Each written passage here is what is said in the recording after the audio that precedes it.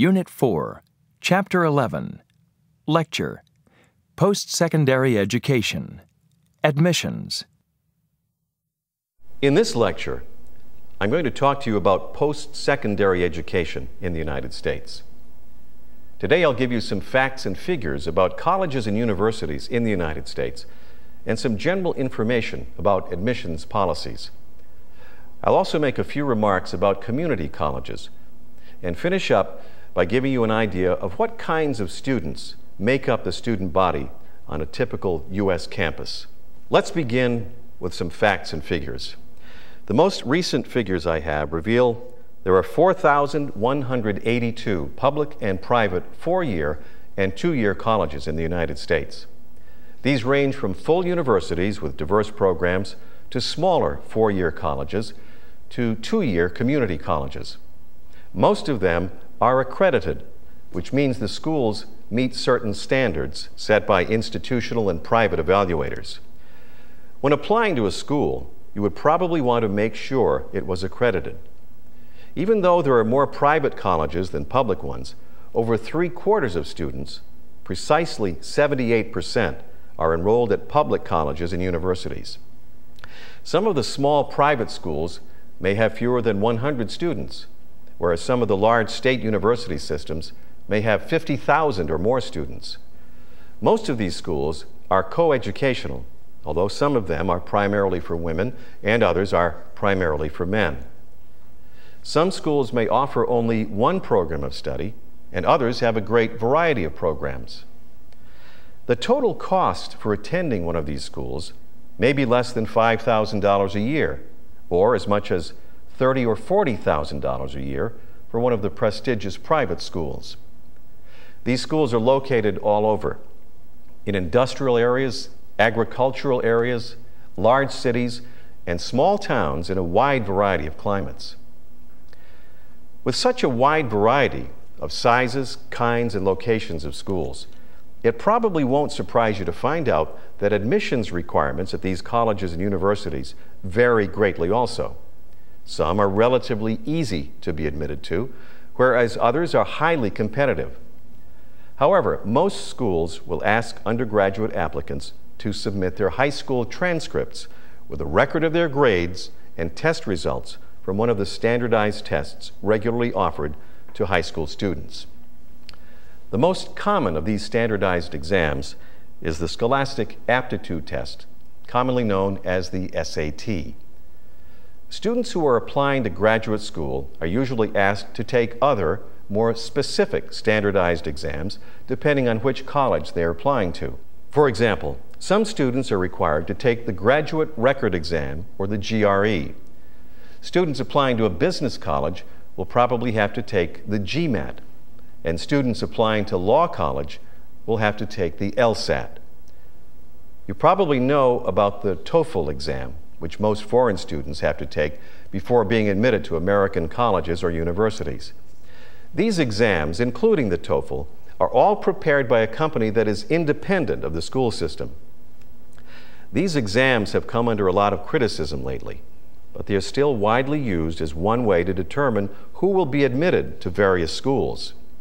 However, most schools try to look at the whole student and consider factors other than simply grades and test scores.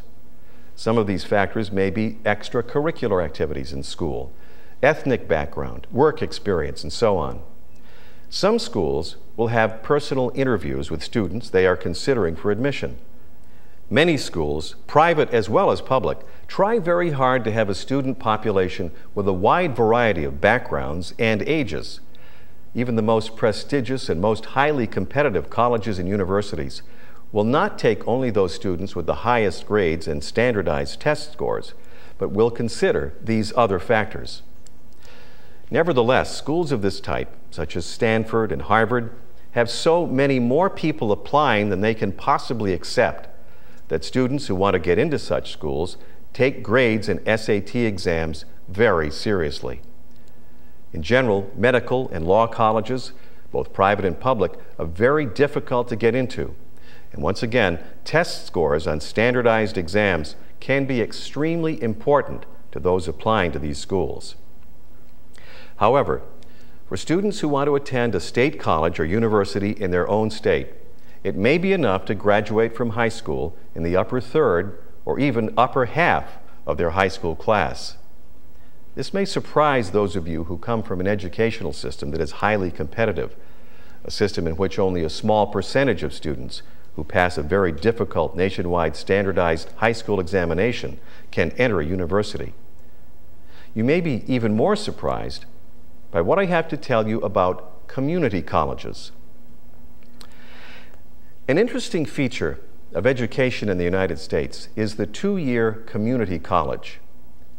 Community colleges that are publicly supported offer somewhat different educational opportunities than those offered by a senior college or a university.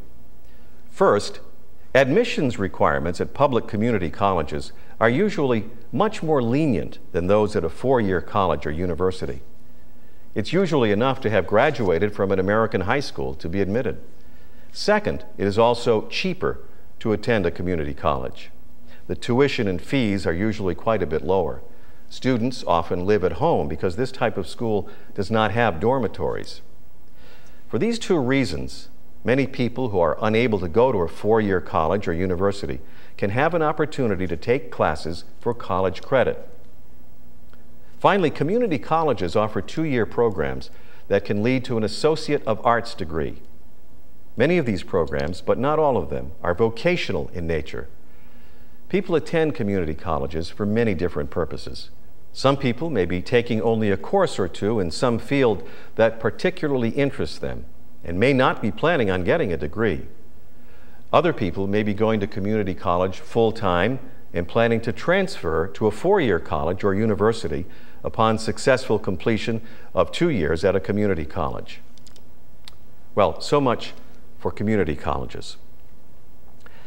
I promised to tell you a little about the actual student body on a typical U.S. campus. Let's start with some statistics, and then we'll discuss two items that surprise many foreign students. Among the 2.8 million high school graduates in 2002, 65.2% were enrolled in college the following October. More than 90% of those attended full-time. Young men represented half of the high school graduates, but more women than men went on to college. The exact statistics are 68.4% of female high school graduates and 62.1% of male high school graduates. If we break down the statistics racially, we find that white students enrolled in college in greater proportions than black or Hispanic students. The figures are 66.7% of white graduates, 58.7% of black graduates, and 53.5% of Hispanic students. My next statistic may be surprising. 42.6% of full-time students in 2002 were either employed or looking for work. That number jumps to 75.7% for part-time students. That last statistic makes more sense when we consider that besides the students who are from 18 to 22 years old that one expects to find on a college campus, there are also many older married students. They may be people who attend part-time to upgrade their skills, people who are changing careers, or retired people who still have a desire to learn. Also, foreign students are often surprised at how poorly prepared American students are when they enter a university. Actually, at very select schools, the students are usually very well prepared, but at less selective schools, they may not be as well prepared as students in your country are. If you will remember the educational philosophy we discussed in the last lecture, you'll understand why. Schools in the States simply admit a lot more students than is usual in most other countries. Also, most young American university students have not traveled in other countries and are not very well versed in international matters and do not know a lot about people from other countries.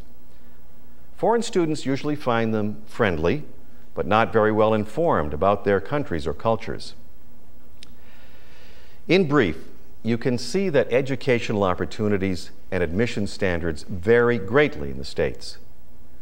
While it may be quite difficult to gain admission to some colleges and universities because of the large number of applicants, probably any student graduating from high school with reasonable grades can find some accredited university or college to attend. Those students hoping to enter graduate school will often face very stiff competition, whether at private or public schools. Many students who start at a college or university will not finish in 4 years. Some will drop out to work or travel and may never finish. Others will return to school a few months or a few years later. Some will go to school full-time and others part-time. Some will not work while going to school, but most will work at some time or other during their school years. Well, we're out of time, I see.